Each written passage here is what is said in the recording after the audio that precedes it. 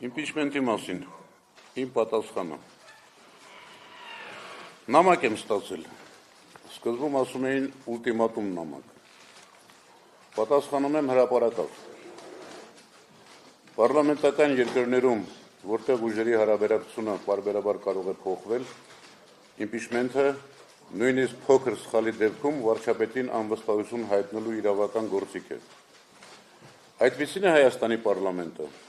ոչ։ Հայաստանում մեկ մարդու և մեկ խմբակցության բացարձակ իշխանություն է, մեկ մարդու դիկտատուրա քաղաքական մեծամասնություն ՔՊ-ի վրա։ Այսօրվա Հայաստանում impeachment-ի գործընթացը հնարավոր է և պետք է սկսել միայն այն ժամանակ, երբ երկրում կա իրական երկիշխանություն, երբ այս իշխանությունը չի տիրապետում իրավիճակին, թելադրողը փողոցն ու ընդդիմությունն են,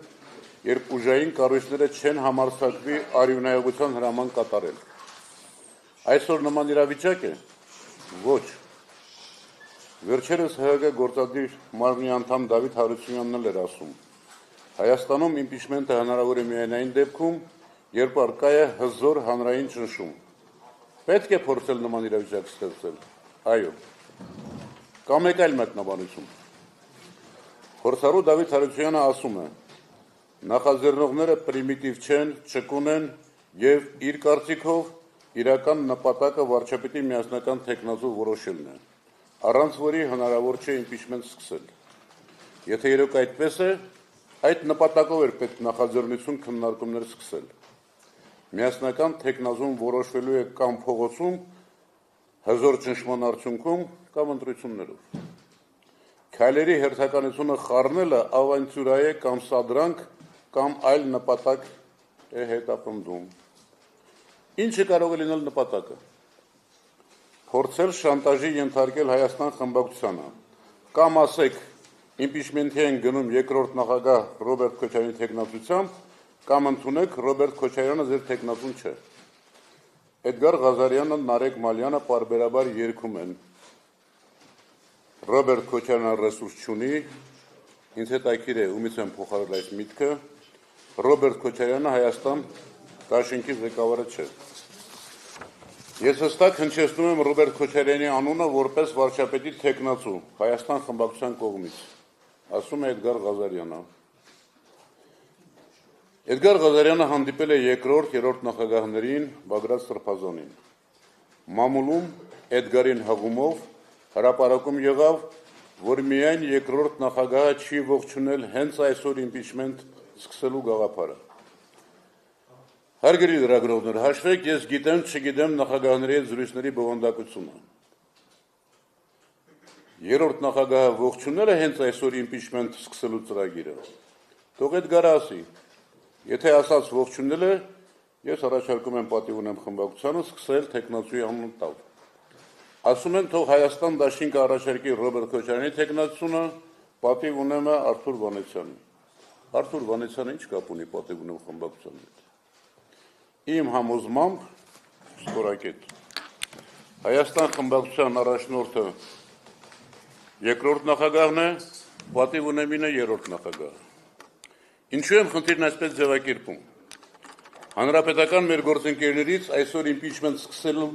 բազմաձայն հավանություն տվողներ կան։ ՀՀԿ-ում դերակատարում ունեցող հարգելի Արտակ Զաքարյանը ասում է. impeachment-ը հնարավորություն կտա ապագա կառավարությանը չեղարկել այսօրվա իշխանության որոշումները, բացի դրանից ընդդիմադիր թևերին միավորման կտան։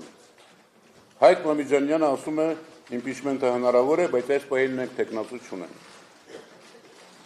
Էդգար Ղազարյանին գնահատում եմ։ Աշխատասեր է, հումորով, համառ է, հիանալի նմանակումներ է անում։